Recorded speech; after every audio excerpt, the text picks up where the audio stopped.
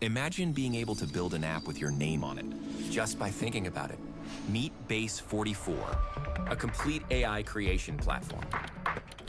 Describe what you want, and watch it take shape. You can plan, customize, and expand in any direction. From tools built for one, to platforms ready for many. From passion projects to enterprise-grade systems. Everything is built in and ready to launch. It's a new world of creation, where you can go as far as your imagination takes you. Can you imagine it? Let's make your dream a reality, right now.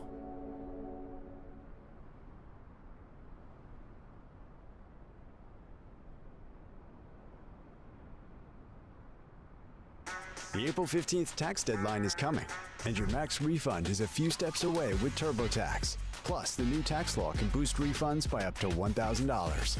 Beat the April 15th tax deadline and get every dollar you deserve with TurboTax.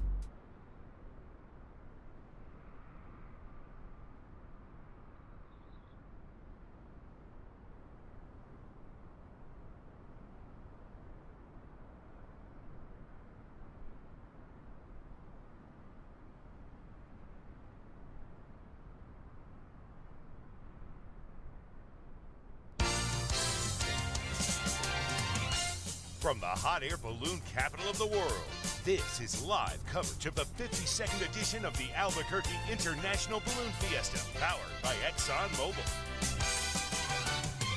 It's Balloon Fiesta Live. And now, direct from the rooftop studio at Balloon Fiesta Park in Albuquerque, New Mexico, here are your hosts, Art Lloyd Jr. and Ted Mays.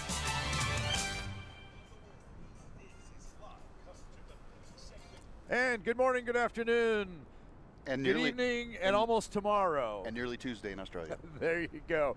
It is day 3 at the 52nd Albuquerque International Balloon Fiesta. It is our first morning of competition. It is New Mexico Day with opening free admission for everyone from New Mexico. First time we've actually done that, and so we're excited about that. Welcome, and thanks for joining us here on Balloon Fiesta Live. I'm Art Lloyd Jr. along with my partner Ted Mays this year, and I think we're in for a good day today. Yes, sir. Good morning. Good morning. Last night was a little breezy. Yeah. But it looks like today's going to shape up to have some great competition out there on the field, and we're going to have half the people leave the field this morning, and then we're going to have a bunch of people down there with you. Yep. Flying in, and we don't know what the competition is yet. Right. But we will hear shortly once I get the pilot briefing in. Exactly, which is getting underway as we speak this morning. We'll go over there and check on the weather and see what's going on there.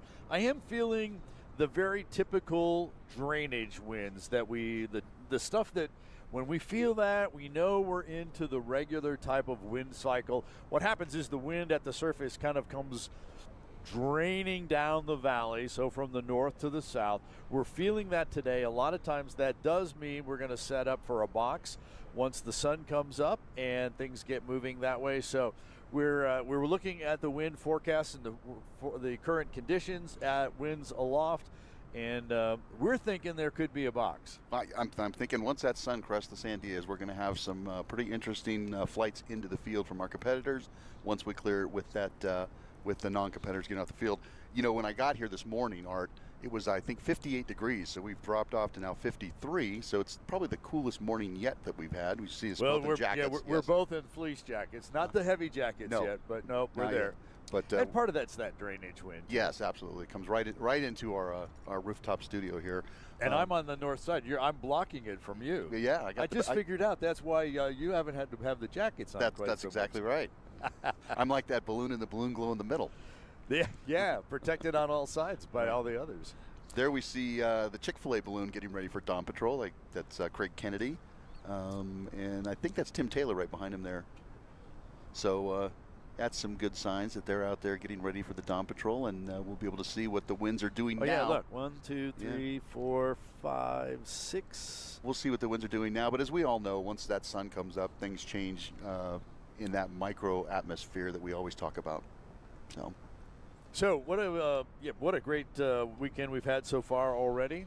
And like you said, a little bit breezy last night, a little bit of a competition. We did more of a cell phone glow last night. Yes, we did. Which was actually a lot of fun. It was a lot of fun. And right down here at Sponsor Hospitality, it was like we had stage lights on us. It was fantastic. Yeah, it was great. So if you've not watched or you missed any of our previous broadcasts, of course, they are all linked at balloonfiesta.com. Search for Balloon Fiesta Live or just click on this year and the live stream there. All of those are there. Of course, we have a drone show in the morning. It's a different drone show at night.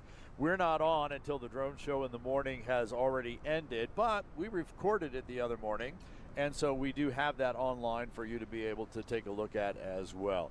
So we continue to, once the show is over, we make a link to it on our Balloon Fiesta Live page so that you can go back and watch any of these, as well as the past 7 years worth of Balloon Fiesta Live, because this is year 8. Wow. We're coming up on that decade here soon. We are.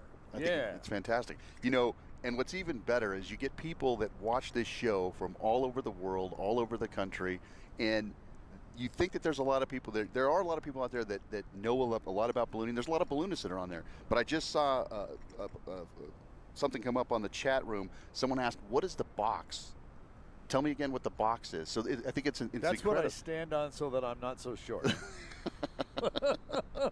Well, I can tell you that growing up here in Albuquerque and being a pilot here, both Art and myself are pilots, that the Albuquerque box is a weather phenomenon that's only found in this area of the country. I've flown all over the country, and although you kind of get some semblance of a box, we have low valleys and high mountains right here in Albuquerque, New Mexico, and at different altitudes you will get a different wind direction. So you can typically take off in a spot, go to another altitude, get a north wind, and then come back south at a lower altitude or maybe even a higher altitude. It really depends, especially when it's light and variable, and you can literally land and take off within the same spot, so it's almost like you're steering the balloon. Right, and normally steerage is you go up, you come down, and you, as you said, winds go different directions at different altitudes, so you put your balloon at the altitude with the wind taking you the way you go, although the way you want to go may not be up there. That's true. Yeah. That is true. So, yeah, because of the river and the mountain, yep, it's great. That's why it's called the Albuquerque box, and it's usually here. That's right. It's usually here. We haven't seen it the first 2 days, but everything's looking like we may see one today, which is perfect for competition because if you're on the wrong line when you come in the first time, you go up and you go back and you come around and do it again. And I think you were telling me one time you did 7 passes? 7 passes with Tony Polito years ago when we were launching out of the north field above Roy Road over there. Yeah, you could go just across the field and launch from there. Yeah, that was 1 nautical mile away, and it was so congested that he says, lay down in the basket and you direct the traffic. Not that I could technically direct the traffic, but I was telling him where the people were coming in. Well, that's that extra set of eyes, watching what's going on. So that was a lot of fun. It was intense. It was challenging. We didn't win anything that year, but I think the next year he actually grabbed some money off of a pole. Oh, yeah. And we flew the same balloon, so everybody thought it was me when he actually did that, but I was chasing him, and I didn't even see him do it. I was somewhere else down on 2nd Street, I think. So did you get credit for it? No. There's no way Tony would give me credit for that. To tackle this winter thaw mess, I'm using the Shark Steam Pickup hard floor cleaning system that has an antimicrobial brush roll. It resists mold and mildew growth and will get my floors nice and clean. With all of the melting snow, my kids are tracking in mud nonstop, and this picks up debris and steam cleans at the same time. I love that it eliminates 99.9% of bacteria when used as directed, and the antimicrobial brush roll helps resist mold and mildew growth, so it's perfect for our high traffic winter mess. I got the Shark Steam Pickup from HSN, which honestly has been my go-to for discovering top home brands lately. You can find exclusive deals at HSN that you won't find anywhere else. They make shopping easy with flexible payment options and trusted reviews.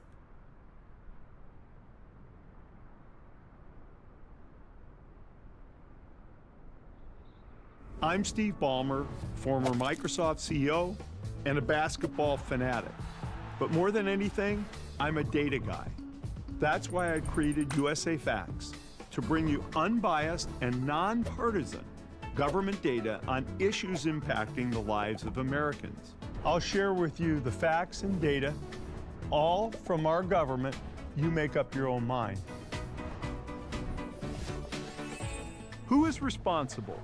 Federal, state, or local government? There are 90,888 government entities across America.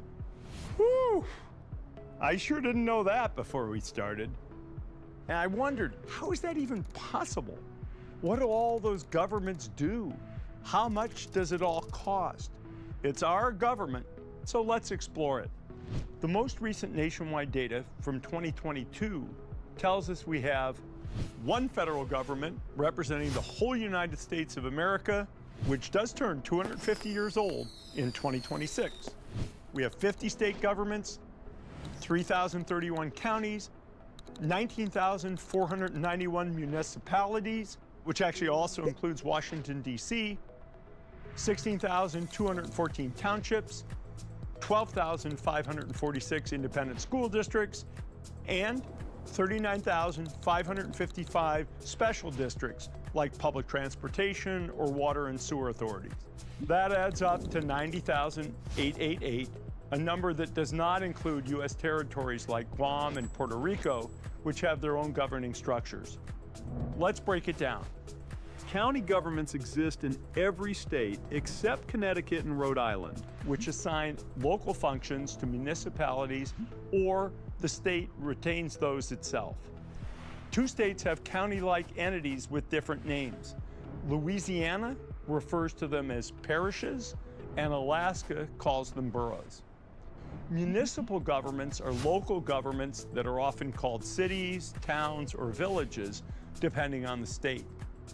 Townships are a subdivision of counties. You'll find them in 20 states, primarily in the Northeast and the Midwest. I grew up in a place called Farmington Township, just outside Detroit. Importantly, townships are not the same as towns, which are small municipalities.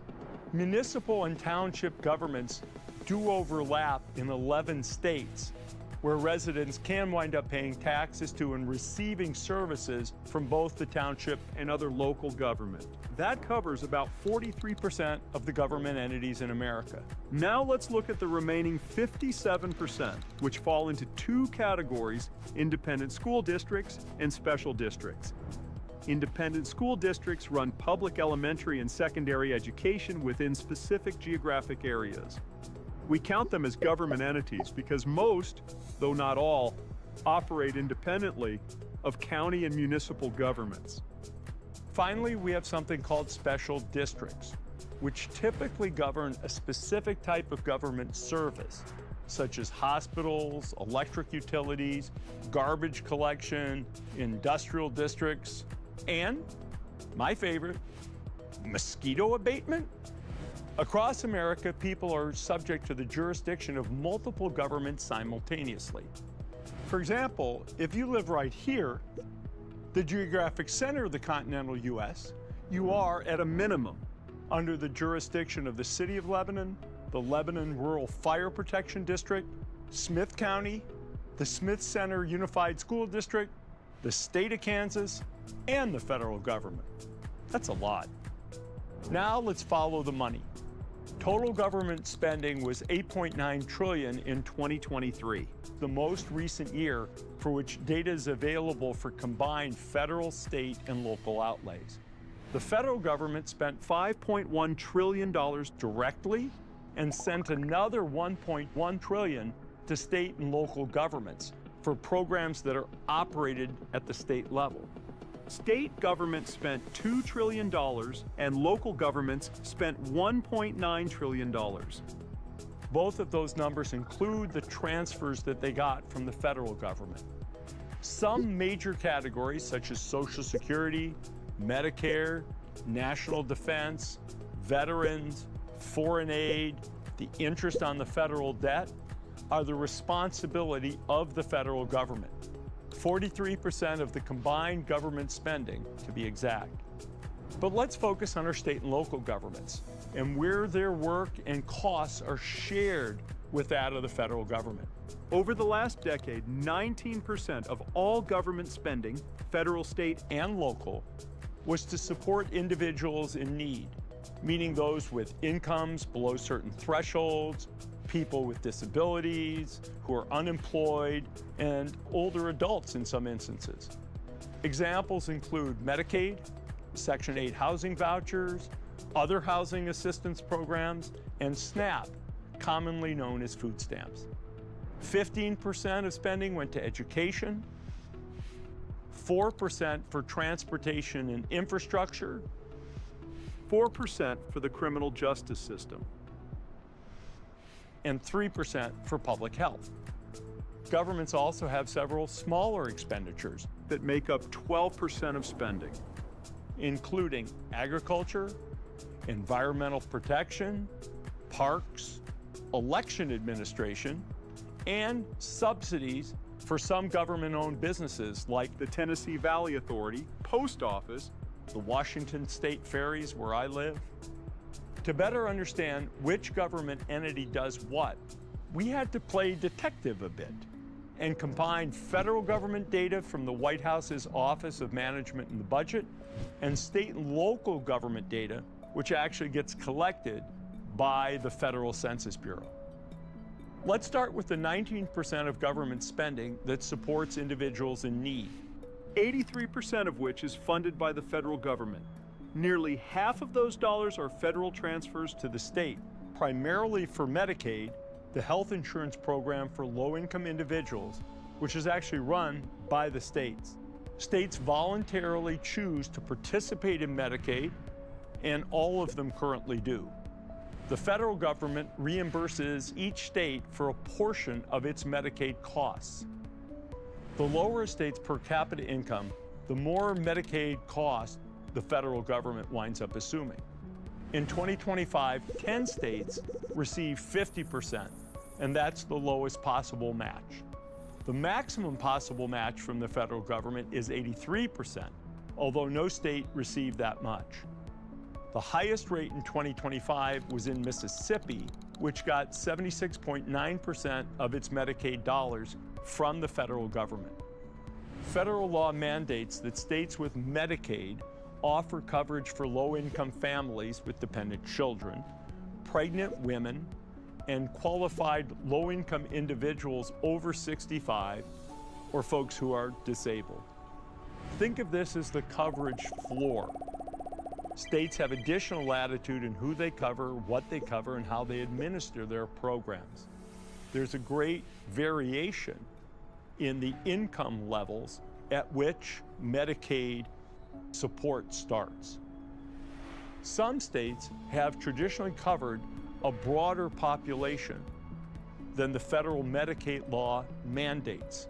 There's really has been a quite wide variation in the income levels at which people receive Medicaid in various states. And to that, in addition, under the Affordable Care Act, passed in 2010, states have the option to expand their Medicaid populations. Yeah. Craig Kennedy just... Planning to move? Choose Pods, the most awarded container moving company. Whether Figment of Chuck's imagination that he brought into the chase. So 52 years now with Roadrunner and Coyote being part of this. Barbara and Peter recreating the balloon 2 years ago, and I saw it go by yesterday, so I don't know if you probably saw Roadrunner Coyote. We saw it too. We saw it inflating on Saturday. Yep, and they're planning to fly this morning. I've talked to them already this morning. Yeah. I brought. There's a 75th anniversary pin, so I've got one for each of you guys. Oh, great! And great. So yeah, we're out here again on the field, you know, with the gallery and the art, the gallery and the Chuck and all Jones that Center stuff for Creativity, and they're a motorcycle company called Janus Motorcycles out of Indiana donated a motorcycle to the Center for Creativity. Oh, wow. One of our artists, Ben Olson, who was here last year, remember Ben. Working with the kids and everything, spent over 100 hours painting that motorcycle. It's a one-of-a-kind work of art. It's on display over here. And for a generous donation, it can go home with somebody from here.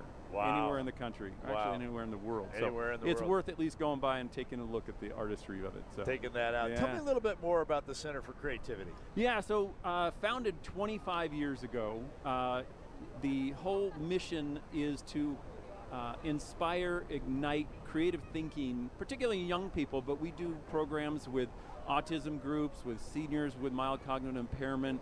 We've really spread out. We've done programs in 18 states.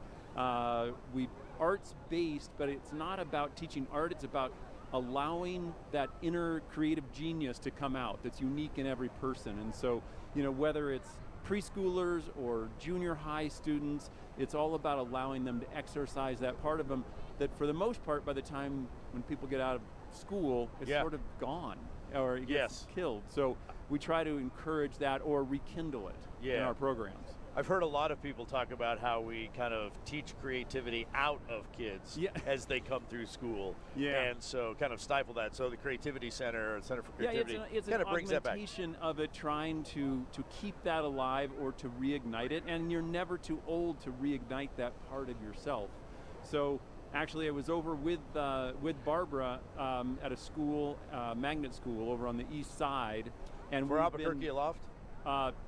On Friday. The Friday before? Albuquerque Loft. Yes, exactly. You guys were out at San Antonio. That's right. And so we've been talking about for about 3 or 4 years, Judy Nakamura, how do we get into the schools here? And I talked to Rio Rancho. I've been talking to folks from all over.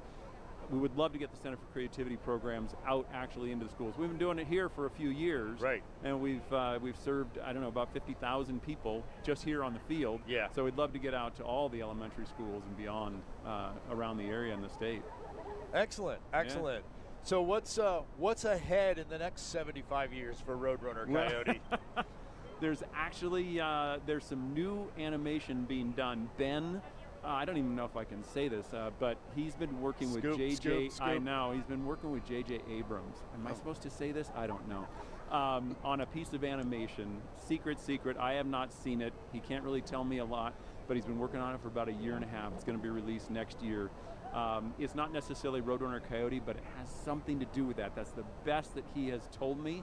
But we met 15 years ago, and he has just grown into this incredible artist. Now he's becoming an animation director.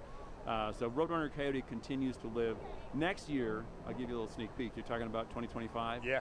Bugs Bunny turns 85 next year. No way. Next year is going to be the year of Bugs Bunny for us. So yeah, look forward to that. So we'll see how much more we can collaborate out here on the field, and hopefully Kids Day, and there's a lot in the works. Well, it's fantastic that you continue with your grandfather's legacy. I have a question for you. Yeah. How old were you when you realized who your grandfather was and what he did? We grew up with him. He was our grandfather. He never wanted to be grandpa, so he was always Chuck to us. But although we thought it was really cool that he'd bring 16 millimeter films down, and we watch them in the living room with a Bell & Howell projector, that little it was the greatest feeling. And that was the soundtrack. Yeah, exactly. 3 or 4 years old, learning how to do that. That it was cool, but it really wasn't. He wasn't famous. No one really knew who he was. It was really probably when I went off to college. It was the late 70s, early 80s that he all of a sudden people started to go, there is a guy behind these magical moments and these works of art. So he would, then he was asked to go start touring to do art shows. He was traditionally trained as a traditional artist, and so using that talent and 60 years of animation skill and developing these characters, he would tour the world going to art galleries. So that's when I was like, wow, he's pretty cool. And he really was. I got almost 40 years with him. He died in 2002 at the age of almost 90. And he lived a full life, over 300 films that he directed during that time. And amazing. He was, people come into the booth here and say, I met him back in the 90s at the gallery in Santa Fe, back in the 90s. And he was the most kind man. He was the most generous man. He was very humble. He couldn't believe that all this continued, because they made it for themselves, because they never knew when it was going to go into the theaters. Right. It was, okay, when is it going to go out? And then there was no determining if it was going to, play again. Right. No one envisioned television in the 40s. Well, maybe they did, but or certainly didn't talk definitely about not YouTube. Yeah. Where you can see all this stuff. Yeah. Exactly. Yeah. So And they continue. I see, the intelligent parents are sharing it with their kids. You Yeah. know, that's what I keep telling them. And they are. The kids come in and they're going beep beep, and other people are, oh, Marvin Martian. Yeah. So they're doing their voices as they come in, but it's fun to share. When you come into our booth and you visit, the smiles come up big, and it's just the most satisfying thing. Just like when balloons go up.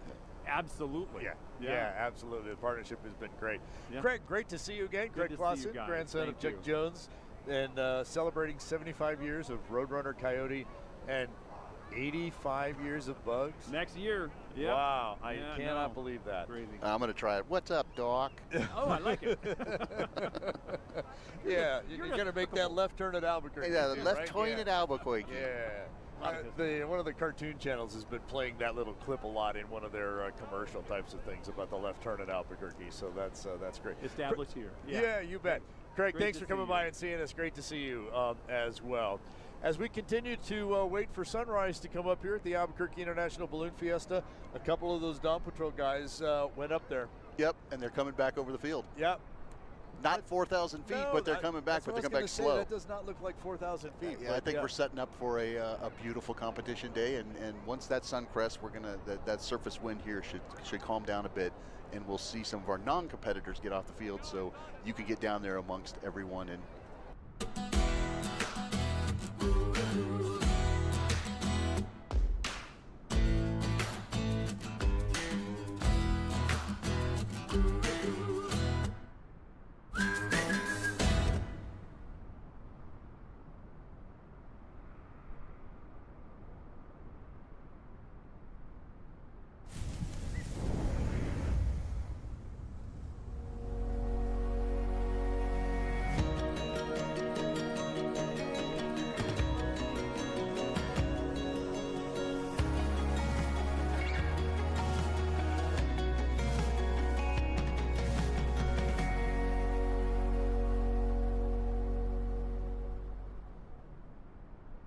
Let's have some fun today on New Mexico Day, Monday. Yeah, I'm looking like all of them have gone up there. One has actually obviously got up there sooner and is all the way over the north end of the field. Then there's 4 that are directly over us, which we're at the south end of the field. So we saw a couple of the shots as we've moved forward. And down here on the field, you can see that the sun is starting to light up the sky. It's not quite that light on the field yet. Our cameras just do a great job of picking that up. Look at that sunrise. Yeah, it's going to even get better with those clouds, et cetera, that are there. That's going to be, it's going to turn into a really nice, it's going to, in fact, there's already a little bit of orange, a little bit off the northern part of the mountain. Yeah. I'm just looking out that way, we're starting to see some. So we're going to get a gorgeous sunrise this morning, and we're working our way towards that sunrise a little after 7 this morning. What if we can get a shot of the status flag? What's going on here in the field right now? It's going to probably still be yellow. I don't know. Pilot's briefing should be wrapping up. I'm seeing more truck action. Yes. And as we've talked about a number of times already, because it is competition time, usually as soon as pilot's briefing is over, the competitors have the wins, they have the pieces, they have all that stuff together, and now they've either got it in their head. Oh, we have a green flag. They did change it green. So they're looking for that spot. They're saying, okay, if the winds are going this direction, then I need to be launching from over here. And then, of course, you have to find a spot there, because the perfect place to launch, there might be a building. Right. So do you go to the left or the right of it? What kind of steerage might I get? Or you may have 6 or 8 pilots fighting for the same spot. 6 or 8 would be an easy one to work out. It's when you get 10 to 15 to 20 right. that are all looking for that. Hey, talk for a second while I talk with our Balloon Meister. Yes, absolutely. Well, I'll tell you what, when I was competing as a younger pilot, what you really want to do is you want to check out the guys who know what's going on. So I personally used to follow Ray and David Bear here in Albuquerque. Yo, good morning, man. Good morning. Good morning. Myself and my old balloon partner, Michael Gorenflow, we were under heavy instructions that on competition days we were going to follow the Bears. And you know what? Every single time we did, I don't know what the deal is with these fucking ads, bro, but like, we really appreciate it's every time I put on the ad and I leave it on because I have to go but it's somewhere and come back, it and always has a long ass here in Albuquerque fucking ad, at bro. the 52nd annual Albuquerque International Balloon Fiesta, powered by ExxonMobil. So Let's go back here to the chat rooms and look around. I have to call this person out. Amy Collins is watching us from Pittsburgh, Pennsylvania. So I'm just a neighbor right up the street in Gibsonia. So yins have a good day out there. We also have someone from Australia. So it's already tomorrow in Australia. Well, we're about 19 minutes away from tomorrow in Australia. This is definitely a very flat racetrack. Let's see here. What else do we have? We have Allison from very Scotland. Flat racetrack. Good morning, Allison in Scotland. Actually, it'd be afternoon for you at this point. So a quick conversation with Henry Rosenbaum, our balloon meister, and he says we are all to go, as we pointed out a moment ago. The green flag is up. We are not doing the Sid Cutter today. We're going to do the Sid Cutter Memorial Task tomorrow. Well, I'm gonna slowly slide though, because they ain't got my thing on. Today, and the winds is all of a sudden pick up. They weren't like this morning. Fancy words for we're going to put some X's on the field. And throw some baggies at them. And a couple of triangles on the field, and we're going to throw baggies or markers or beanbags at them as they come over.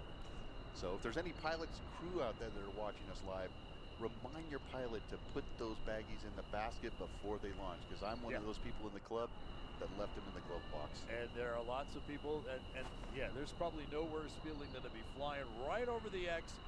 Perfect line, perfect score. Where's the baggie? Where's the baggie? And pilots, in the truck. Gloves with your names written on it do not count. They don't count. They don't count. But people will try it. Yes, they will. Gloves, hats, $100 bills, shoes. Yeah. No, don't do that. I'll be out there. Yeah. I wouldn't mind the $100 bill, but there's going to be so many people out there with other photographers and things like that. So no, throw the approved marker and baggie. In fact, if I reach down here, I believe he probably has one. I do have one. It's a matter of wasn't thinking to get it out. I should have brought one that I was received from a person in Pennsylvania that was clearing out an old barn, and it was a really unique baggie that I've never seen. It was like a bean bag, and it was fabric, but then they sewed on a piece of ripstop nylon that was about 8 feet long to the bottom of it, and they had written the name or stitched the name in. Oh, and yeah. It had to have been from the 70s. It was really cool. So this is an actual marker here. I have my name on it, so I'm going to slip it on the target when we get out there and see if they score it. But this is the tail, and you see it kind of just keeps going, and this is the weighted part of the baggie here. So when you throw this up, and you can wad it all up and throw it, but you can't throw it while it was rolled up like I just had it. Right. It has to unfurl so that we can see this coming down. They're going to measure from the closest part of the weighted part to the center of the X, and whatever X you've thrown that on. Or tip of the diamond, or... Well, yeah, they still measure to the X, but the perfect score is you have to be inside the diamond for that.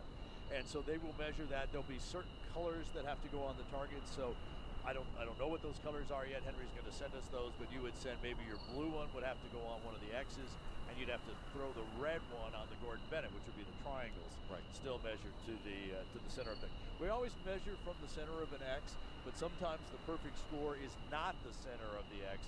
It's like Ted said, it's on the inside of that triangle, or tomorrow it will be on the bow of the boat. So a perfect score is not 0, but whatever the distance is from the center of that X to that point. Right. So that's what a marker looks like. We'll be seeing those come flying down at us or floating and down. hopefully only in the scoring area. Hopefully only in the scoring area. If you're out here on the field, you'll be able to get fairly close to that, and there will probably be some baggies that will come down your way as well. Just step out of the way and let it come down, and the scoring team will go over, or a safety official will go over and retrieve it. And the pilots have their names and their banner numbers on the tail of the marker. They'll measure them. All those scores go into not only winners for today within their competition group, because even that half that are out there are broken into a number of competition groups. Right. And those cumulative scores will be released daily, correct? The daily runs will be. The cumulative, we only let that go out on the final Saturday when it is our awards brunch time. So how can we track these pilots, these competition pilots, and how they score each day? So there's two places to do that, Ted. One is on the balloonfiesta.com webpage.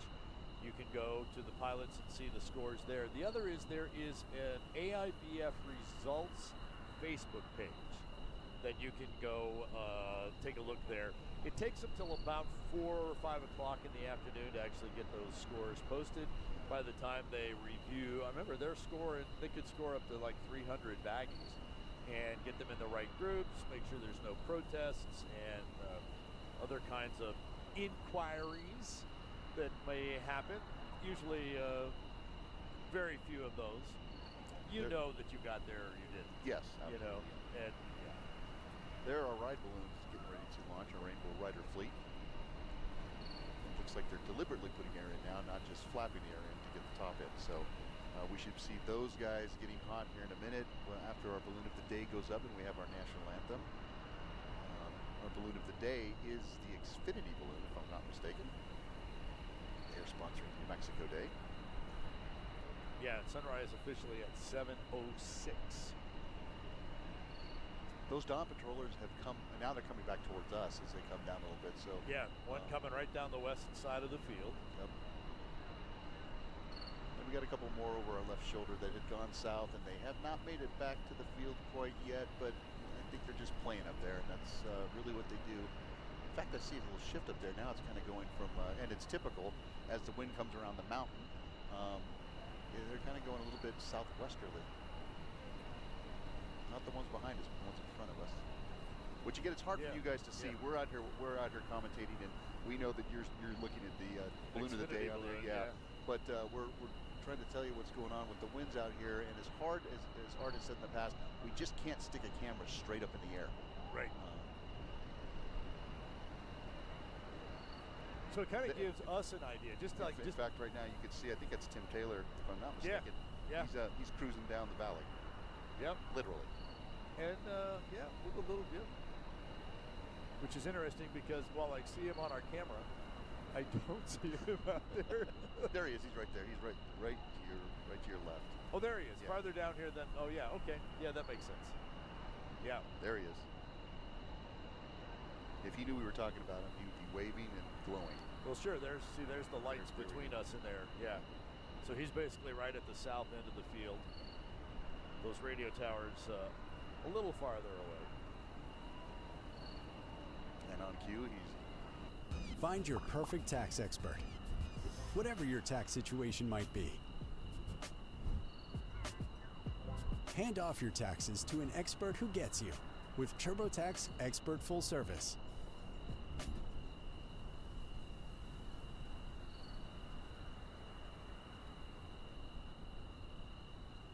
Federal authorities have been investigating insurance fraud by people accused of intentionally ramming into 18-wheelers in order to file bogus insurance claims. The events in New Orleans, I've heard numbers of between 150 and 200 staged accidents. So we had a camera that showed us physically holding our lane without interruption at the air. Burning away. Yep. I would not be shocked if we don't see him go back up again and come over the field. Yeah, that would be a very, you could definitely see that. Because the other thing you're thinking about here, while it's getting a little lighter and you can start to see the ground, the idea of flying dawn patrol is you have to fly till the sun comes up so that you can see what's on the ground. Absolutely. So he's got to fly for probably another 15, 20 minutes at least. And so rather than continuing to go way south, if he goes back high, he'll be able to make that next pass over there. The other one that was just going by that we saw following Tim over there is Polar Dawn, Rick Jones. He's kind of in that same spot that Tim was when we first started talking about Tim. And he's in his 30th year here at Balloon Fiesta. And then there's still two, probably directly over the river, but up about 1,500, maybe 2,000 feet. I think one of them is Matt Grote, if I'm not mistaken, up there to the right. Yep, looks like it to me. On our screen. And then we have Chuck Schick right next to him up there. And then three more managed to stay more directly north. They're out over the far north end of the field. That's going to be Chick-fil-A out there. Greg Lindsay up to the right, in the middle. In the middle, yeah. So as we continue to move forward with New Mexico Day. You know, one of the things, I know there's a lot of pilots that watch on here, and they know the cadence and what you have to do. But for all of our other viewers out there, the reason they came back over the field so high is once you clear the field and you want to make a steady ascent out of here, you definitely want to be over the 75-foot marker as you come over the rooftop studio. There are some pylons out there. You're going to make a nice steady ascent, no more than 200 feet a minute. But if you want to come back across the field and play up there, you must be 500 feet above the field to do so. That allows the traffic below you to do the same thing, so we don't have any issues.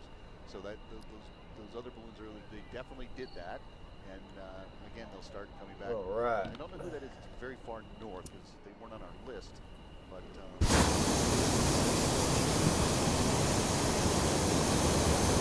he's coming down with a pretty good clip, and he's going to start. Should come down over the center of the field, but should be at 500 feet. When he gets back, come down to that 75-foot level as they come into the field.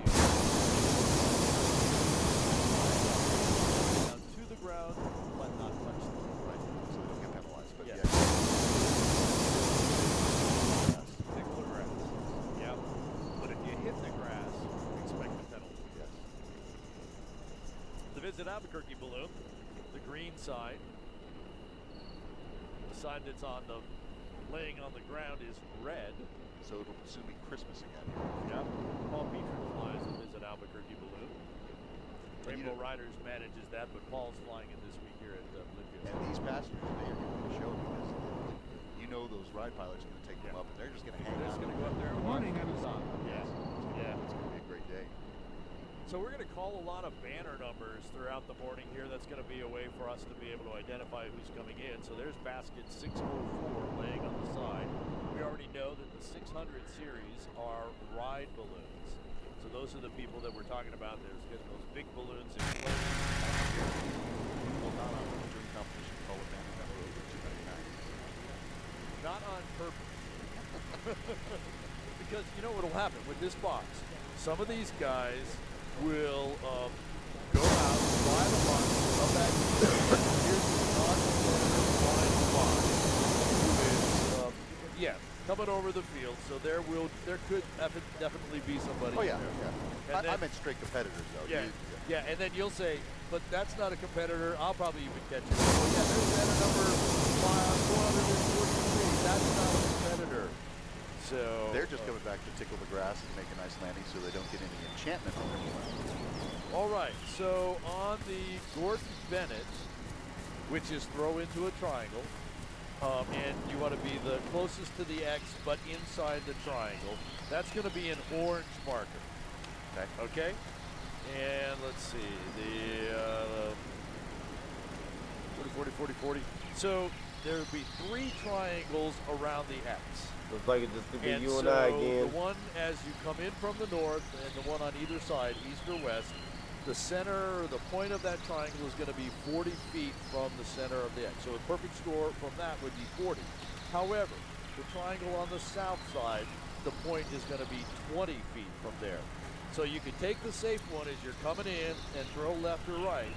But if you hold on and try and get the triangle right past the X, the best score there is going to be 20 feet. And that's the Gordon Bennett Memorial.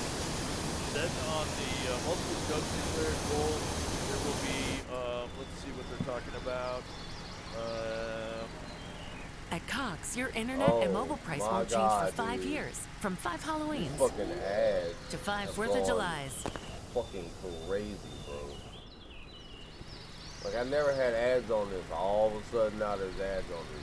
Like, and they're long ads. X's out there. One on either side of the main road, one just off the main road. And you can throw either a red, any color other than red or white.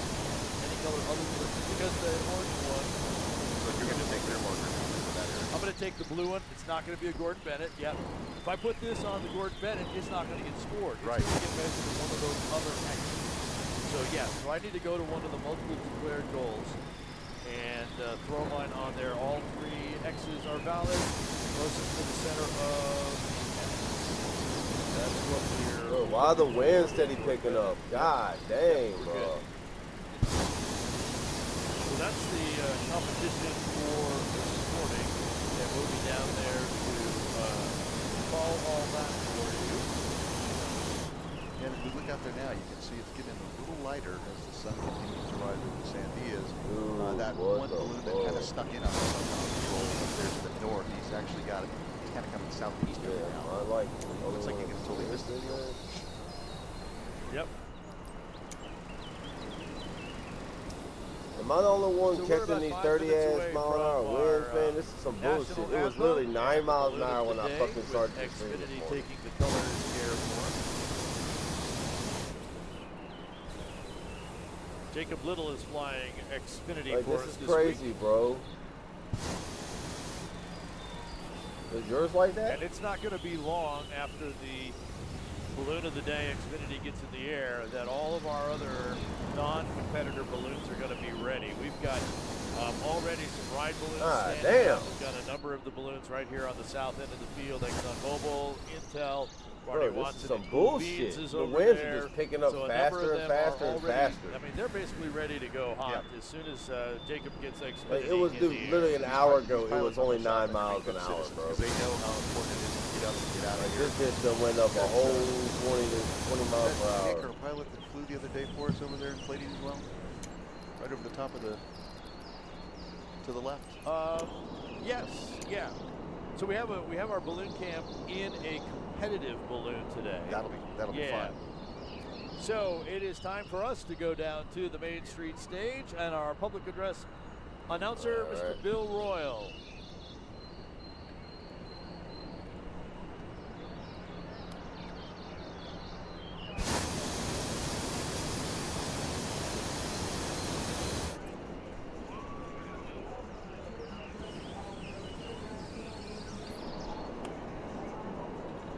It's time for this morning's opening ceremony and what will happen after the anthem. Get your cameras ready because Chili Flight will come across with their signature red and green lights and smoke coming in from the north just after the anthem, and then again from east to west as they circle back around. And also make sure you and your camera are ready for the all burn that happens right at the end as well. Plus, don't forget that we have competition at 8 a.m. after today's ascension. So that is something that you definitely don't want to miss if you haven't seen it before. So everybody get ready. This is going to be something that's, as usual, when you tell somebody you had to be there, well, you're here on Monday morning, New Mexico Day, at the Albuquerque International Balloon Fiesta, powered by ExxonMobil. I'm Bill Royal. I'll be your voice throughout the day. We'll be doing our best to keep you informed on what's going on the field. But right now, to honor our country, here is your national anthem, Mr. Bobby Garcia.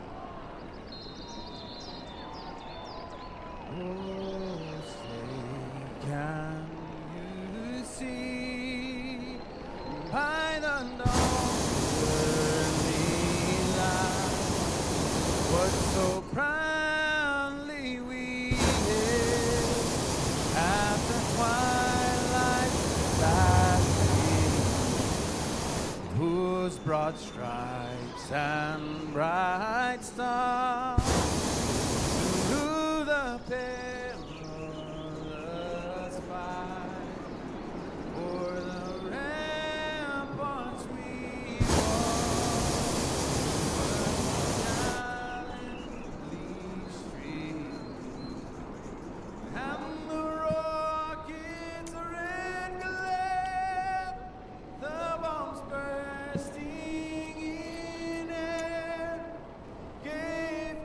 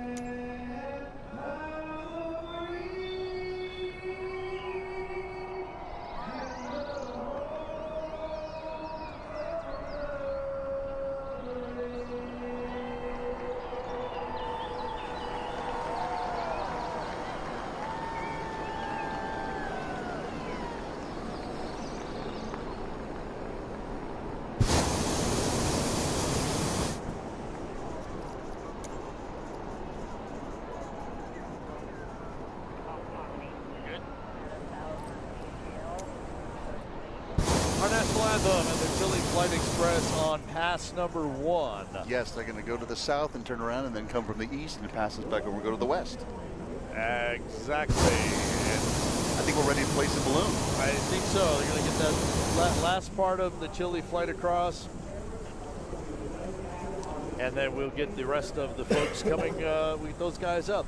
So Jacob Little in Xfinity, I noticed, actually had a little bit of southeast. Yes. We were seeing southwest with Dawn Patrol. If you're serious about doing well on the LSAT, like this is the way. Bro, these fucking ads are completely. It's going up high and going back to the northeast. So for pilots that are out there listening, Xfinity going off the field, going a little bit southeast at probably about 500-600 feet or so. And as we mentioned, though, that's going to change about 100 times between now and when the competitors get out there off the field. Yeah. Which is that's what makes it fun, exciting, exhilarating, and challenging. You know, we have a low-power TV station that we put our signal on. Yes. For about 4 miles around the park, you can pick it up. That's a great shot right there. Yeah. That's the balloon snuck in on us on Dawn Patrol. The Dawn Patrol, yeah. They going changed it out or something. Anyway, low-power TV station. It's usually up for about a week or so before we go. And what we usually do is we play the previous year's shows on there. So one of the shows was playing on there, and it happened to be a competition day. And I remember talking about and hearing this again the other day, that one of the competitors sent their crew down to the target area right off the side, and they kept sending up little pieballs so that they could report back to their pilot how that wind What direction are you headed in? I'm like southwest, right here on the like field, so they can continue to navigate that way. So if they won, that means we get a piece of the pie. Well, yeah, but they didn't. I wasn't even sure which competitor it was. I love this shot. Oh, yeah. With the New Mexico State balloon, 90,000 feet. That's the normal size balloon. That's not a small balloon. No. But when you put it with the big balloon, it looks like a small balloon. Yeah. And here comes Chili Flight back over Smoke On, coming from over the east. And we've got them coming in. Slowly, you mean by like 30 miles an hour? This is crazy.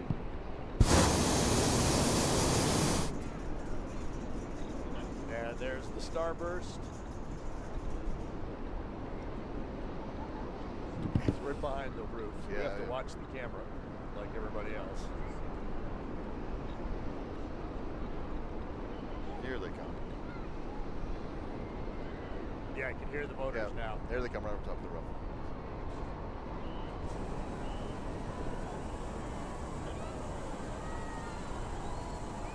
Usually we see Chili Flight just on Saturdays, but they're here for New Mexico Day. And we thank the Chili Flight Express folks, those pilots with their home-built aircraft, putting on an extra show for you here at the Balloon Fiesta. The 52nd we should have canceled this. International Balloon Fiesta. Take off this morning like the ruins. They would have done this one. Mexico Day, Monday, competition day, mass ascension, if you will, coming out of the field. We've got it all for you this morning. We do. It's going to shape up to be a great morning. I have the feeling right now. Yeah. The minute that sun crests that mountain, it's going to just change things up. Yeah. And again, as you said, the colors are going to start to pop. Our cameras do a great job. What you're seeing right there is phenomenal. With my own eyes, it's not as good as what I see with that camera. Exactly. And we're starting to get some of the ride balloons up. There goes the AOB4 banner, with a lot of folks getting their bucket list off. Right below it, the Indian Pueblo Cultural Center balloon. These guys are basically in the middle of the field. We kind of set things off. We start in the middle and we start at the south end on typical days of freeze. We kind of work through kind of two groups of balloons going off at the same time. Again, as you said, competition starting at 8. We want to get these balloons up and out of here so that we can clear the field, get the flagging and the scoring area set up, and get our competition underway as close to 8 o'clock as possible. I anticipate seeing these ride balloons come back over us at a much higher altitude here shortly. I think you're right. You get a sense for how big the baskets are. There's the Indian Pueblo Cultural Center balloon.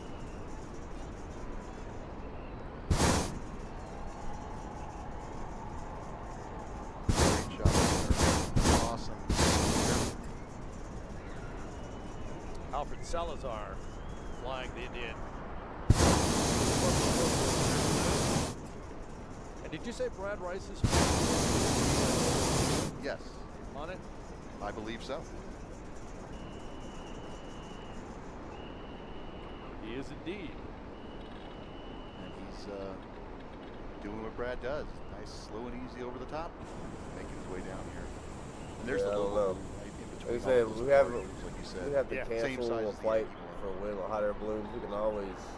And you know, really, what a great idea.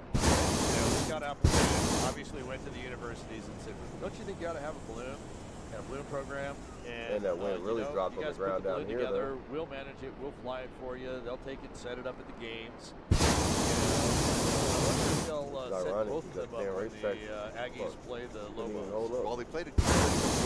I'm not sure if they, I'm not sure. They was down in Cruces. Probably not, because they were probably flying rides up here. Probably. Yeah. There's Brad Rice right there. So I got a whole north wind. So you can see, while the colors are very similar, you see the coyote down along the bottom in among those little other designs. So that's on a couple digital tumbleweed, maybe. Yeah, that's a good way to put it. A lot calmer down. That's a good way to put it. They're actually right over our right over the rooftop studio.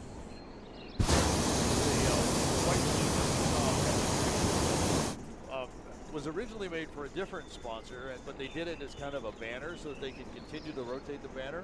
So if you wanted to advertise on the balloon, there's a great white balloon, and we'll put a banner on it. You can stick that white balloon inside of what Brad's flying. Yeah. Hey, somebody asked on the chat the other day about if we remembered the big one. And that was like a 400,000 cubic foot balloon. Yes. And that's the one that we actually did fly a small balloon inside of many, many years ago. So, yes, we do remember the big one if you're still with us today. There's Mr. Earl Buzzard flying Buzzard Roost 2. He's a local pilot from Albuquerque, New Mexico. Pictures taken they're taken there. We mentioned the Visit Albuquerque balloon. There you see Visit Albuquerque, University of New Mexico Lobo balloon. As Paul turns that Visit Albuquerque balloon around, you'll see as the red is coming around from the right-hand side as he spins that balloon.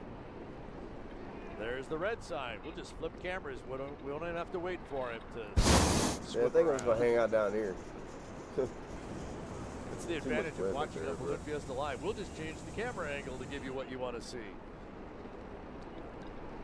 Or what we'd like you to see.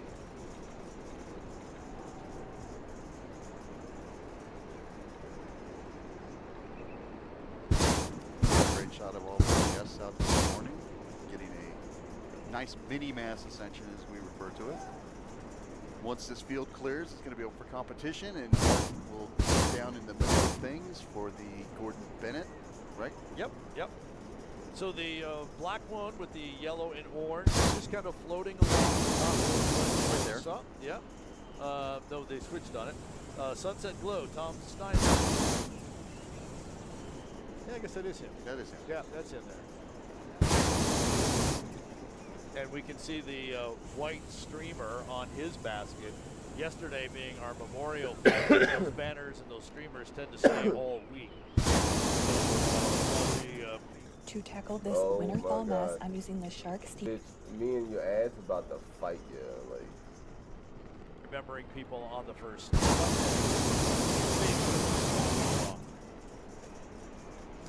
Kristen McLean taking the Exxon Mobil balloon off the far south end of the field, using that turning bend so that no matter where you are on the field, you can see Exxon Mobil, the presenting sponsor of the Albuquerque International Balloon Fiesta.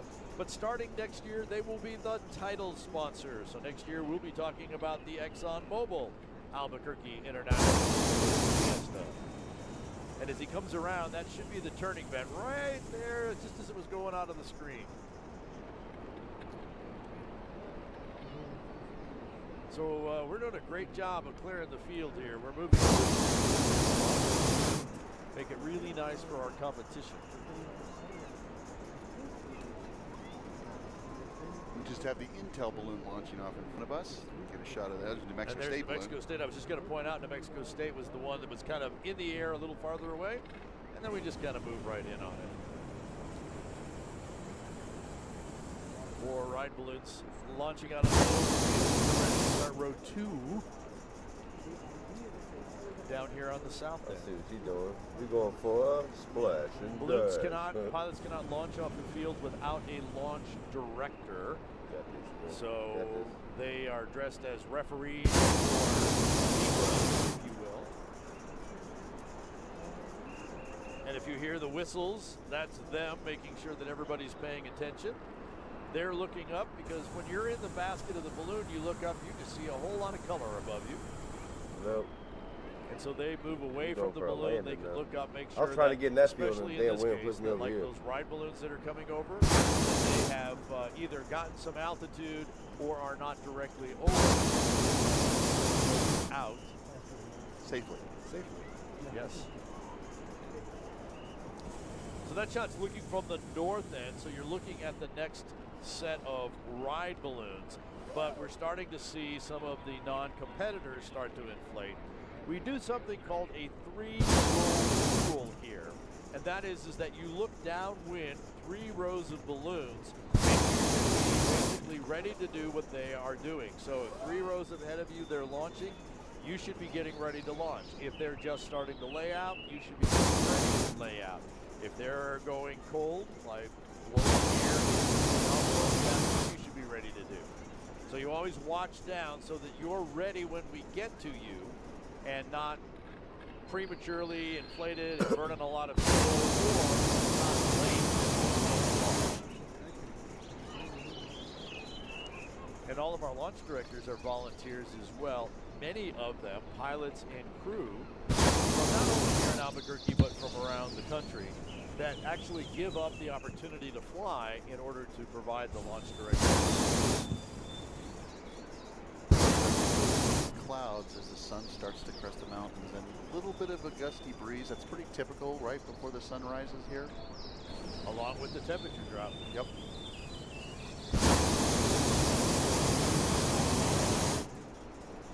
We're down to 52 now. And we talked about that quick layer. Brad T-Meyer told the pilots this morning that there was a quick layer up there and that it would come down to the ground. And it's definitely lower than it was. Yes. Yeah, so exactly what is happening. But once it gets all the way down to the ground, it will eventually mix away, and the solar winds will replace that. Well, that last shot that we just had where it was looking from the north to the south, some of those ride balloons were starting to stall and make their way back north. So yeah. Slow, and it was not very fast. I thought I saw like 2 But I think it's down here at this level now. But I'm not up there, and I'm not the meteorologist. Yeah.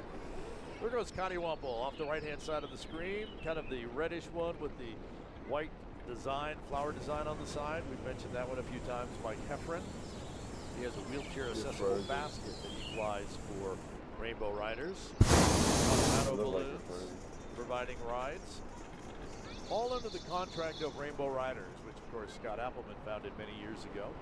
Started with 1 balloon in his garage, and now he has operations in 4. All 4 corners. These winds are crazy. I was thinking about it today when I was out here. Quite the operation on Friday when they were launching passengers. Trucks and vans and equipment that they put into that. And then to run it in 4 states. Yes. Yeah.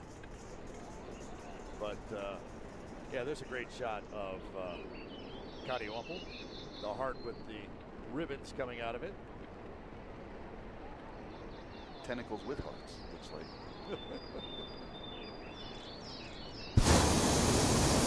Just get a feel for what the sky looks like. We continue to launch balloons, and we have them in the sky. And again, this is just going to be about half of our balloons this morning, because the other half have gone somewhere else. And they'll be having the working their way to fly back into this field once it's clear of these balloons. And they're doing a great job of it. Yeah, they are. And see, another little subtle change. You know, that's the beauty of Albuquerque. Now we're seeing. So that's something we can do in the afternoons, Chips. Is we can have like a little lift off. Hold on. God. Are you sure your tax expert Man, is I'm right? gonna punch you, Dad. We can have like a little lift off with everybody at first, and then like after 30 minutes we'll go off somewhere and have like the little competition, like I'm planning for this evening.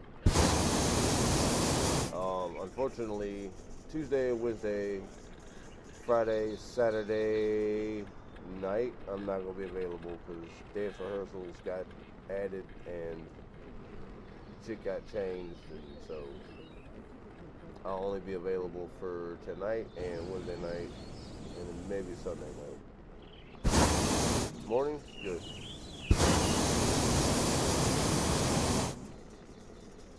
But it's good money and I can't pass it up.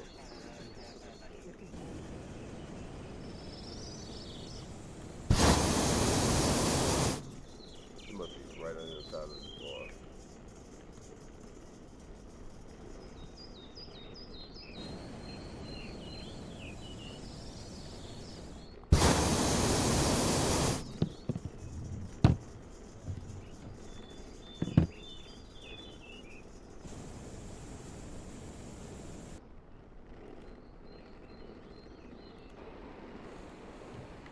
You can probably hear the burners right there. Yeah, right there. Waving to the camera. Good morning. Morning.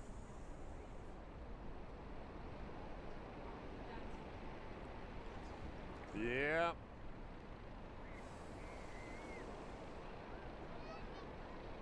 Marilyn Wallace. Yes. Rainbow through heaven. It was almost rainbow through the rooftop deck. Almost. Seen them in the shots in the this past. balloon's We have more these of a racer 75 balloon if foot you tall actually look pylons. at the shape There's of one it in each compared to the one corner we of the have. field. They're basically red and white at the top. Sponsored by Isleta Resort and Casino.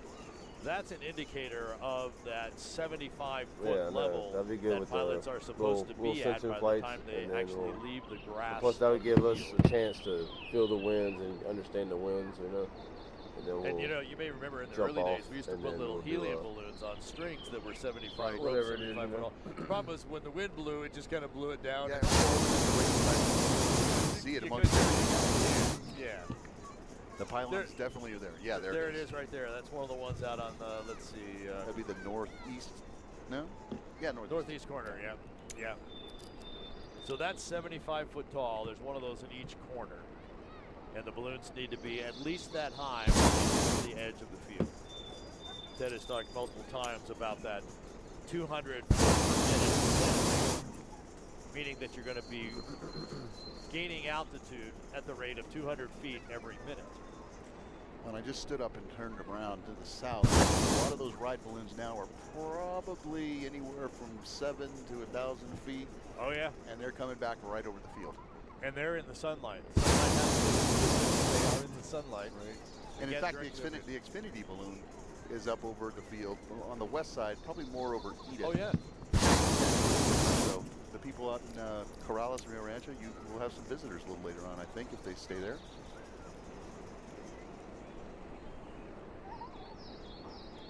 What a gorgeous shot. Right in the center there, below the Colorado balloon, is Mr. Eric Hodges, who just yesterday actually received the Ed Yost Award. What a great deal for him. Oh my goodness. I asked his wife, Brenda, when I went over to see him, was he crying before they got the award? She said, no, he was crying when they went in before they got the award. Oh, I'll bet. 40 years of safe piloting is what gets you the Ed Yost Award. He must have started when he was 12. No, actually, he did start when he was 16 or like 14, something like that. Yeah, for a long time he was the youngest or one of the youngest pilots here, and I remember him flying. So it's hard to believe he's been flying for 40 years to get that award. But when I heard he was going to get it, I thought, no, it hasn't been 40 years. And Kim Vesley told me this morning, she says, yeah, I remember Eric was a little kid. Yeah. Well, guess what? He still acts like a little kid, so that's great. Which is great fun. Yes. Way to go, buddy. Yeah. Congratulations.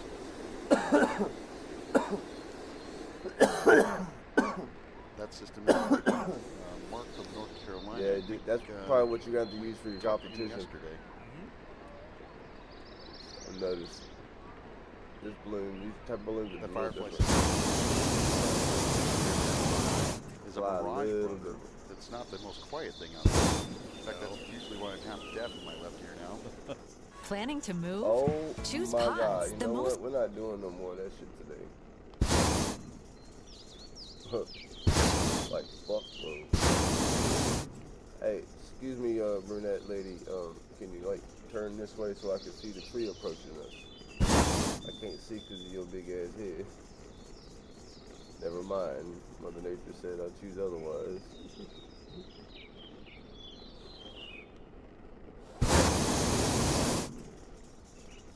You want to have a practice competition thing? Something real quick. Just a thought.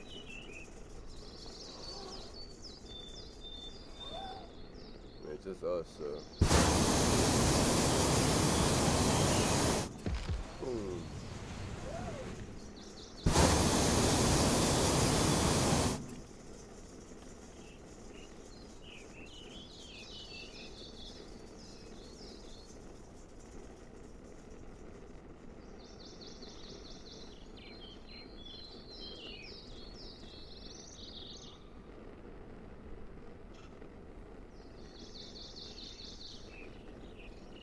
I can't see shit with you in the way.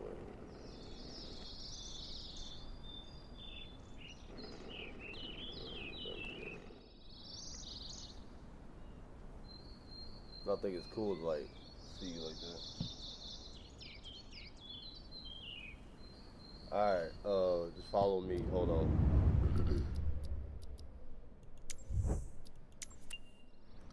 Alright, so I'm gonna show you what I'm gonna send you in a little bit. Alright, so here is the racetrack, okay? Now what I'm looking for is like 3 targets. Alright, so the first target is to land your balloon or touch and go or try to get as close as you can to the circle as possible. Right? That's 1. Now the other 2 I have over here, pretty much you'll have to land within this or this. So that's your points. Boom, boom, and boom. So I don't know if I'm sure you'll be able to get it, but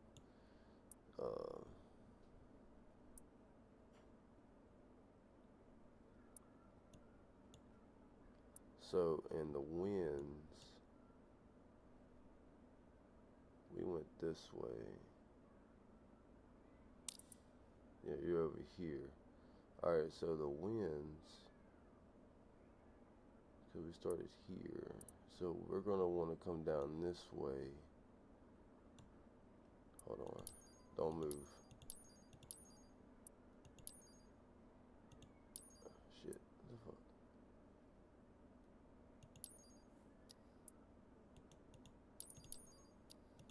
Alright. I know I can't take off in that. You still, my lord, bro. Technology pisses me off, bro. Technology pisses me the fuck off. Alright, there, that. Now.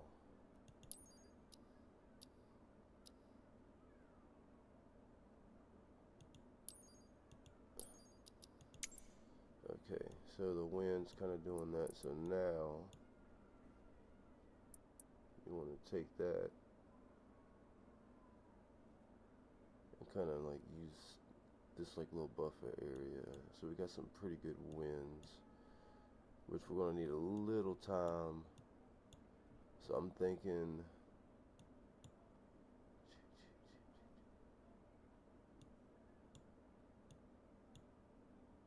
it's not many places we can really take off from, huh?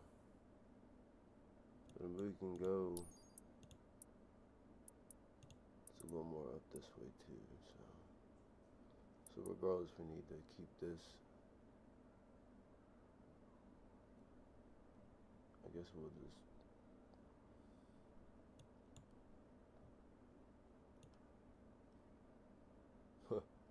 It's not many places.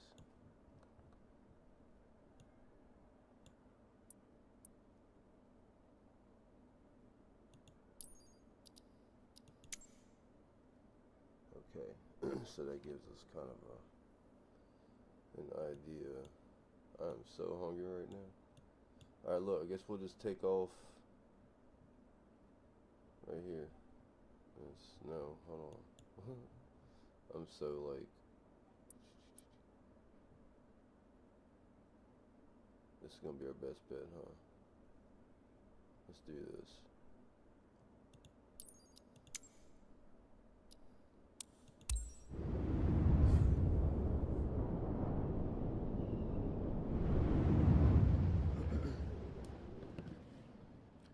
No, we're going down. I don't know why you doing that shit.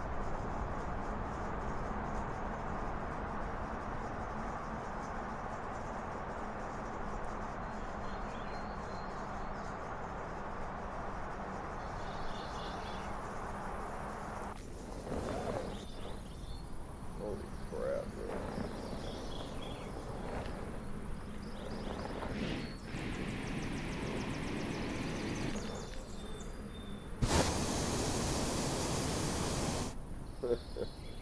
This is insane.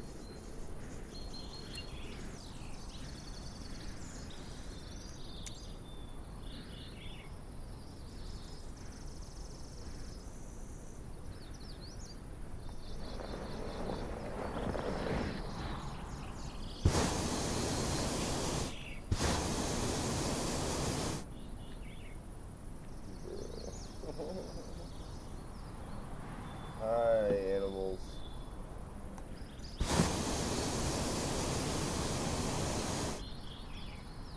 Man, I'm gonna at least set this thing to. Man, god dang, bro. Just for a fucking second, man. God. Look at my head spin.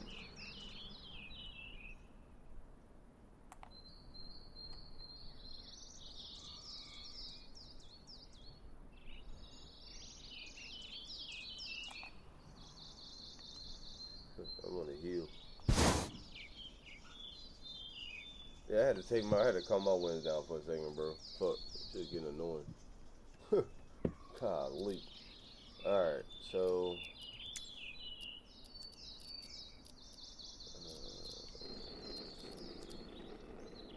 boom, bop, bop, bop,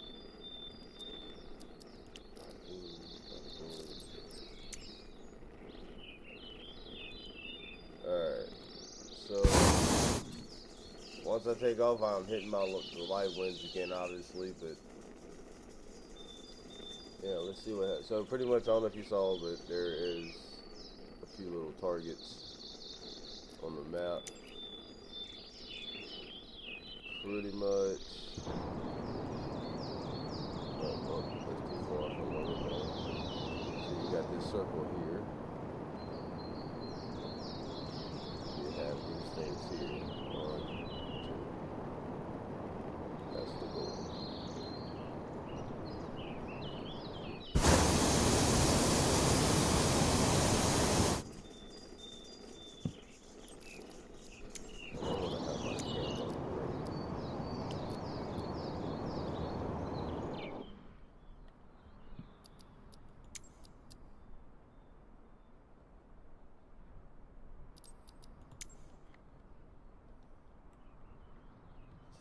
Going this way.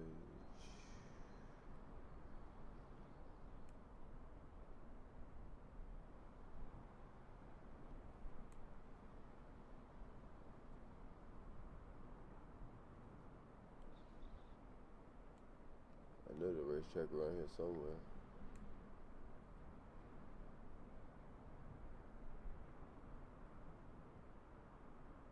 I see her in the distance, y'all.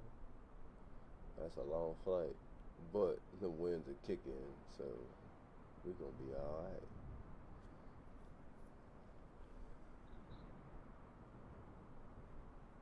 Yeah, you have to redo it again. You have to reset. Sometimes you have to do it twice. Like, it's welcome to fucking Microsoft. Alright, so your first 2 targets, if you're too far this way, Your two targets are here. Yeah, this one right there. And right there. Your other target is right here. So you had 3 opportunities. You got one there. On this baby. And you got these babies. So multiple opportunities. And I might add one more tonight for us. I just gotta figure out where it would be a good spot. Just too many circles down there.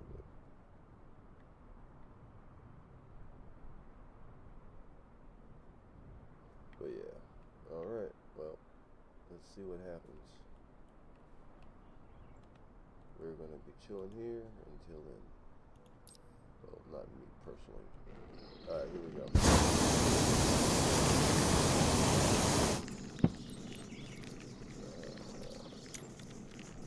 My balloon be tripping.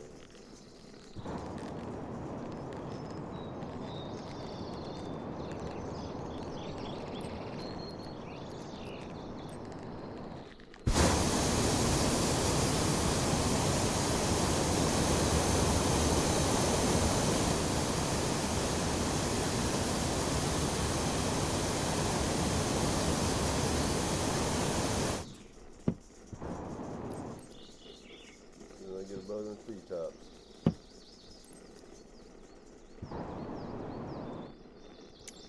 Hold on.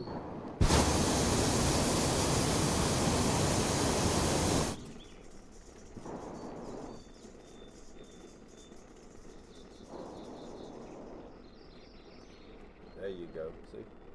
It's Microsoft, bro. It's about 4 minutes in.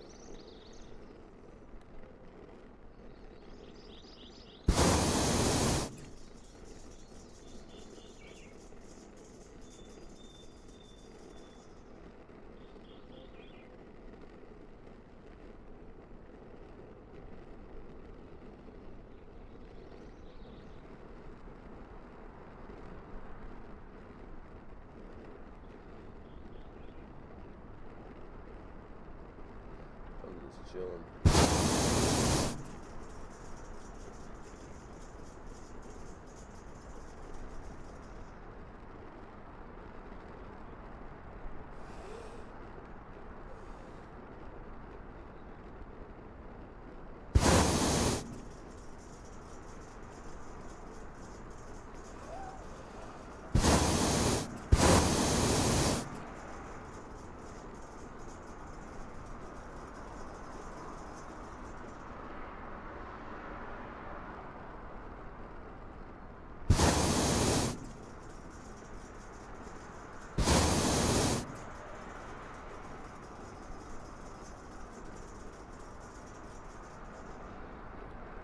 This is where this isn't just flying anymore.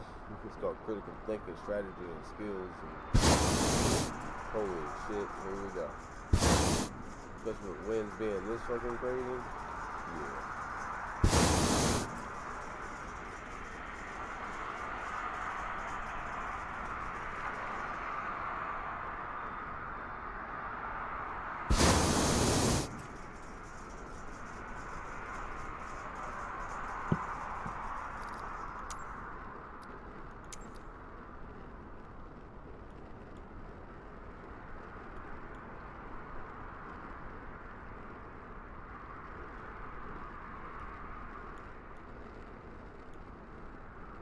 I might need to get wood for her. We got that line kind of kinks up.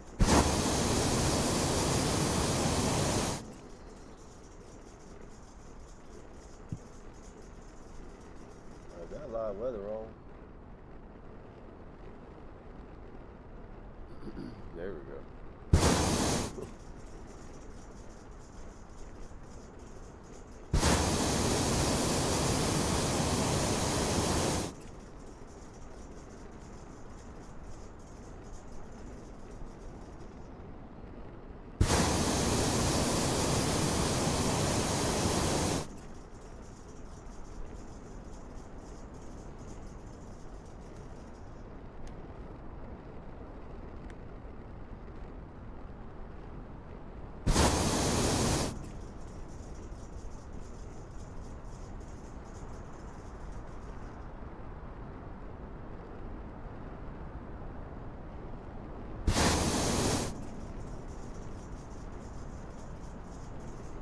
Now you're cruising.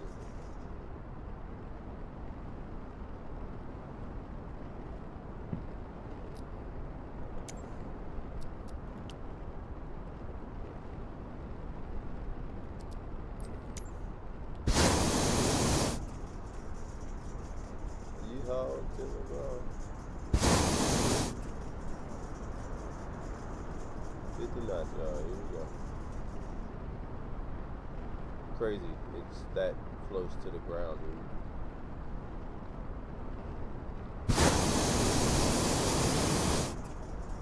I can't even do a splashy dash because I don't trust it. Oh my god, that's got a west wind. Holy shit.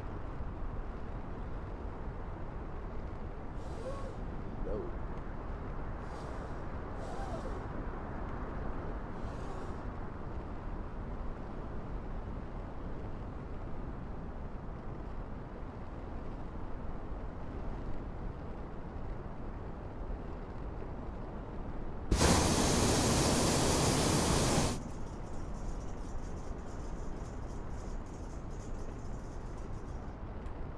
The layers are so thin and so brutal, dude.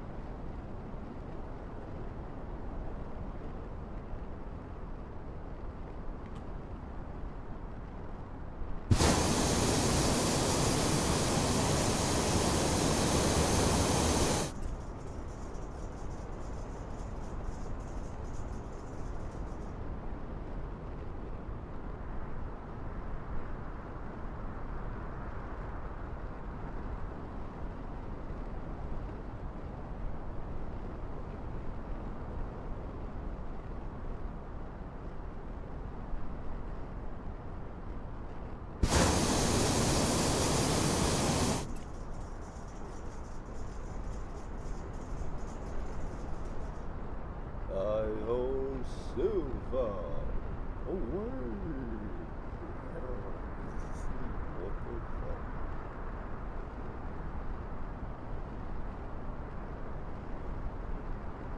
About 15 minutes, yeah.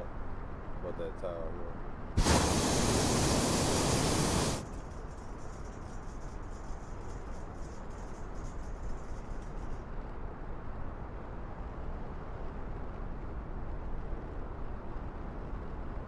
It looks a lot closer than it does when you realize, like, holy shit, we're way the fuck right here.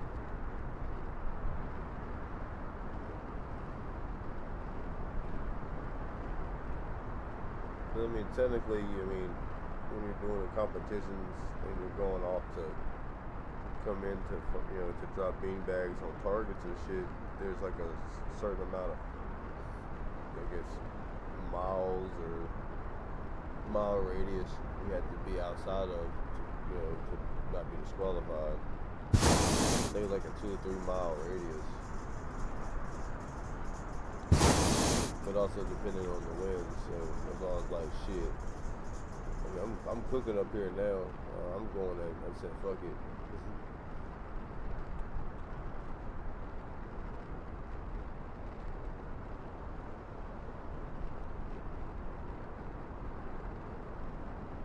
I mean,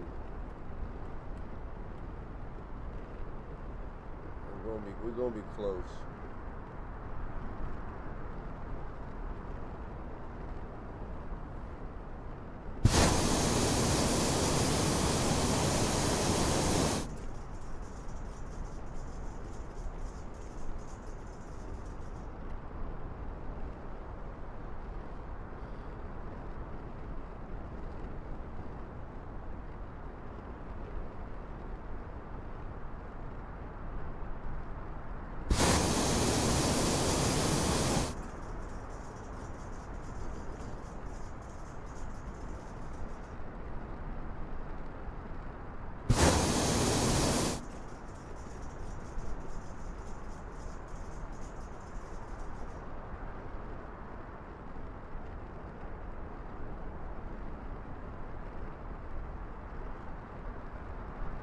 Bitch is far, bro. Yeah.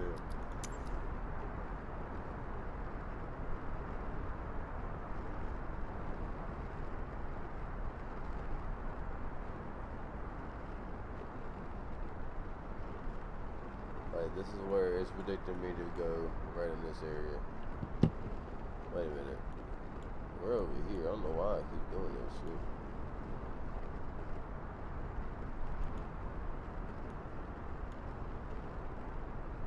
So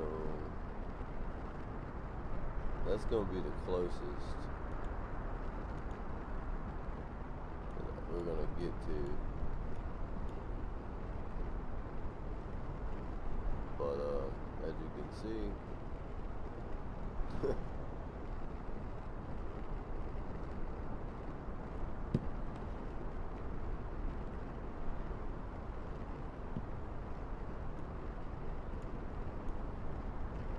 oh shit, it's right to the right of the airport. Oh fuck, okay. Alright, where's that westerly wind down here? I was tripping. That whole pink line where we landed fucked me off. Dude, man, well, we're not gonna make it, man. Too far north.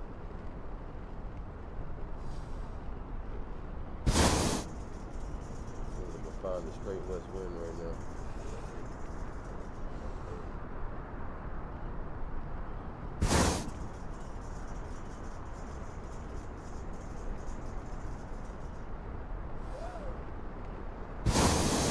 I know it's down for some.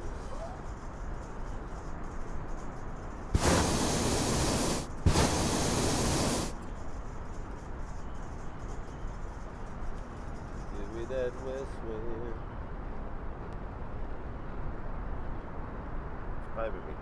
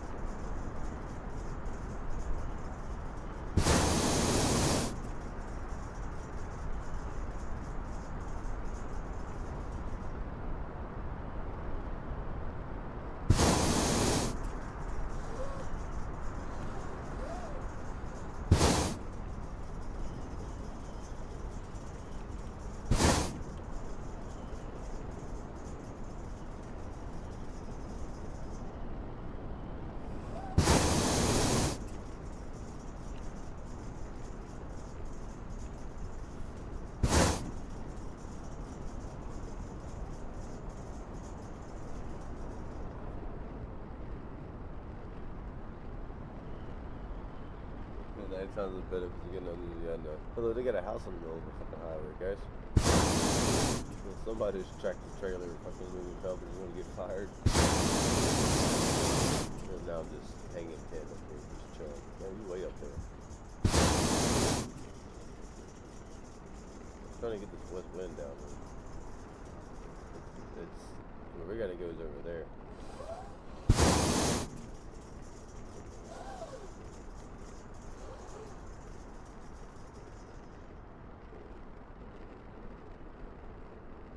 There's a house in no, wrong way.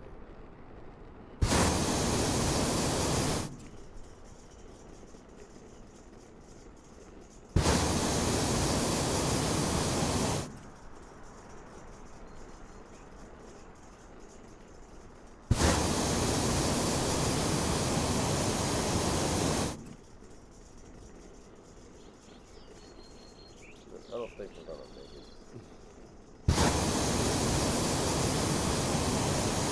I just completely fucking stopped.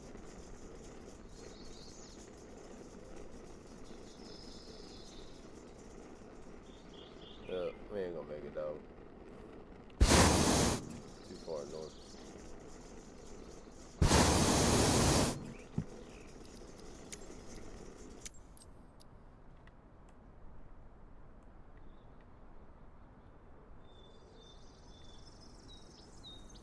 Fuck up.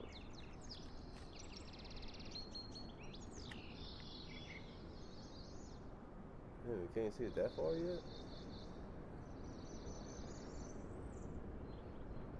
Wow.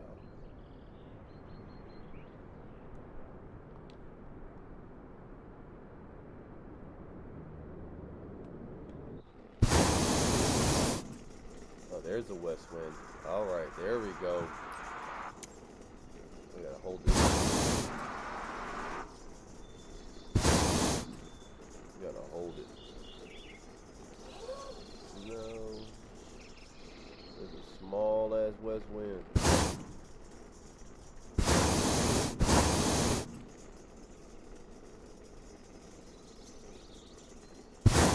Where'd it go? There it is.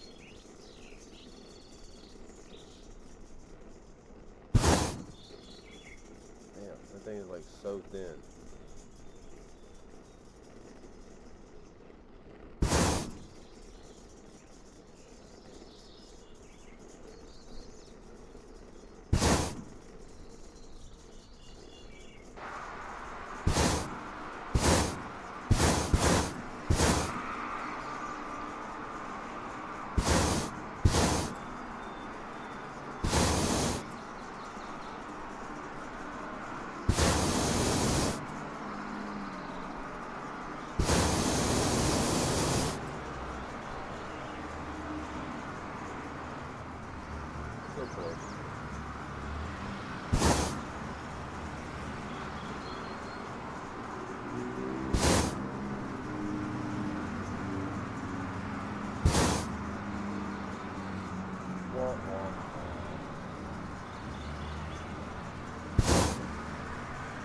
Alright, well, we're not gonna make it, so I'll just gotta just get ready to land or whatever.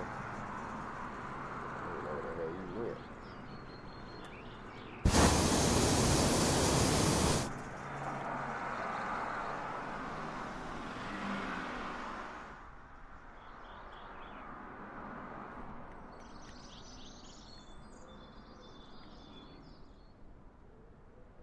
Damn, son, you wanna... There's a magician. That's why I call you the magician, my boy. What kind of wing you got right here?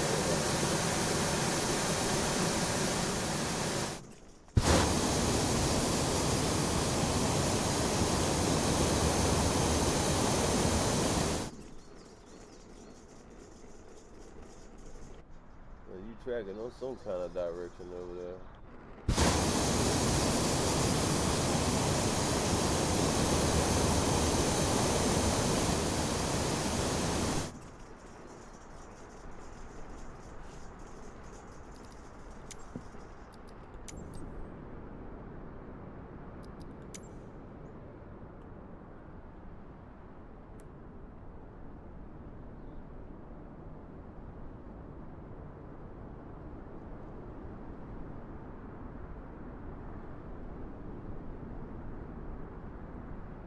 I see the racetrack's way over here.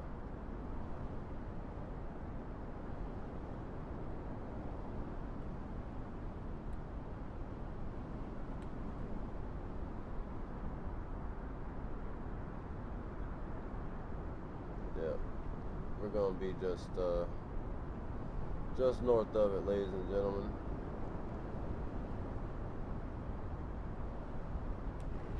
Let me tell you that. But see, that's the difference. I mean, like, that's what's gonna make this even better. So, like, for instance, this evening, y'all don't have to take off where I take off. You know what I mean? Like, that's what's gonna make it interesting. Instead of everybody lifting off at the same place, you know, if you feel you want to do something different, I mean, that's what makes it even interesting. So, yeah, then nobody can blame that one person. Alright, well, I guess we're gonna land at this airport and call it a day. Tonight we're gonna do a little mini ascension, and then we're gonna come and do a competition flight. Try and make it better this time. Came close, but no cigar. Sorry. And yeah, so about the same time.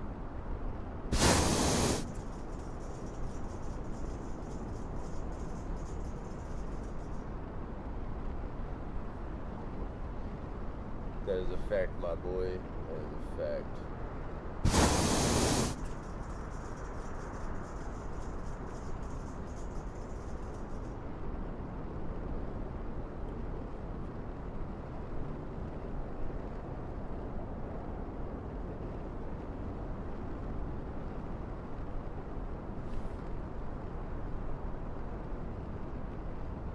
I'm just letting her slowly coax her way down.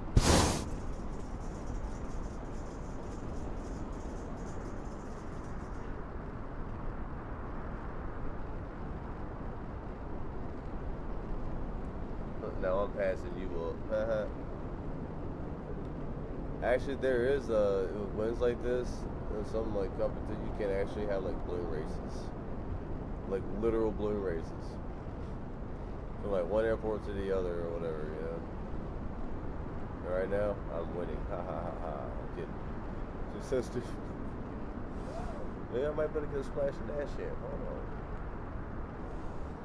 Haven't done one in a couple of days. Come on.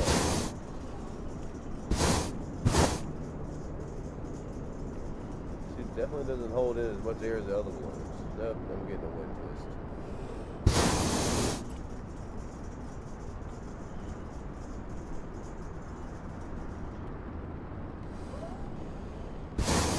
I've noticed these balloons don't have like the capacity as the other ones do.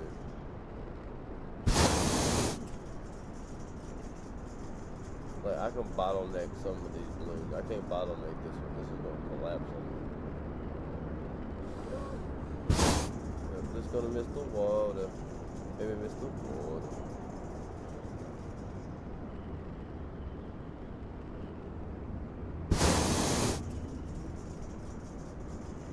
Guess be a bad time to say you got a plane coming your way, huh? I'm kidding. Don't do that. Oh, yeah, I got that.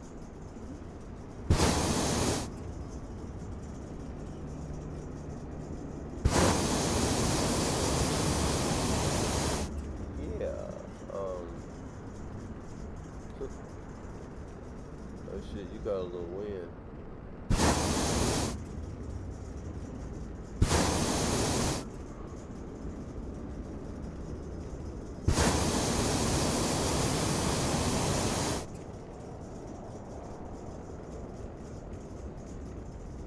So I'm looking for that shadow.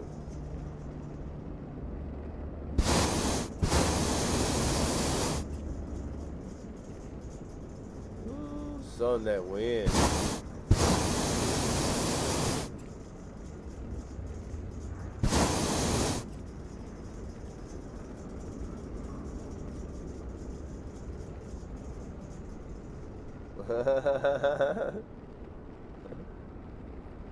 Look at all these fucking old-timey planes, bro.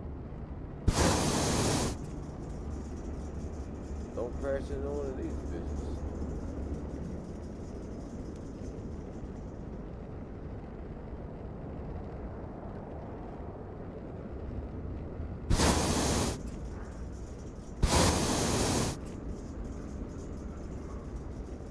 You over there dragging like you've been like pulled by your hair or some shit, and my balloon's just like dur.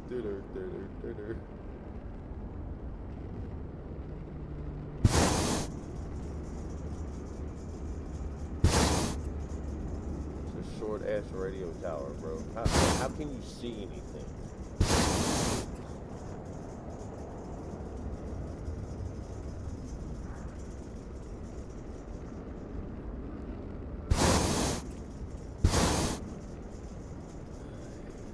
Should have topped the tower. Nah. Probably got me right here on the side of the building.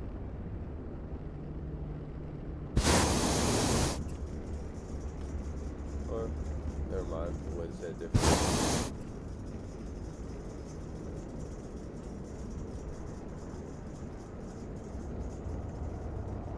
The wind likes to mess with my emotions, bro.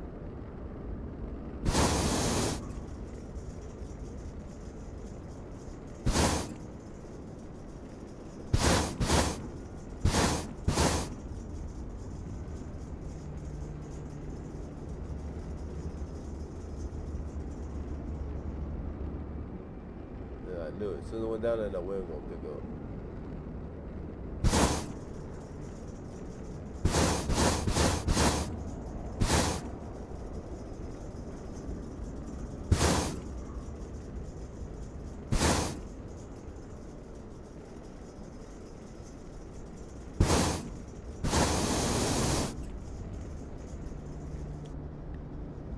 So I don't play.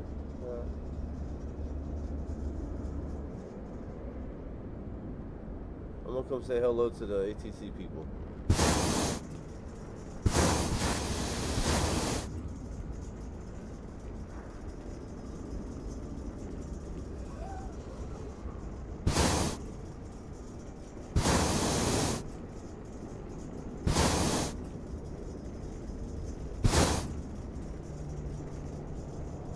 Hi, you son of a bitch. How are ya?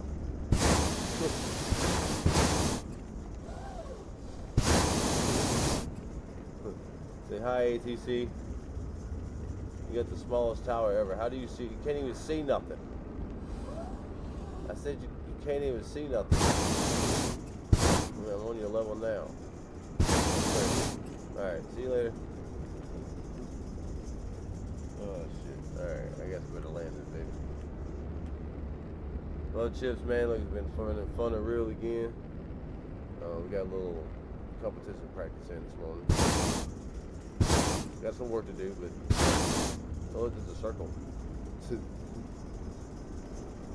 Be another target. But man, you have a good day, bro. I'll be back on later on this evening.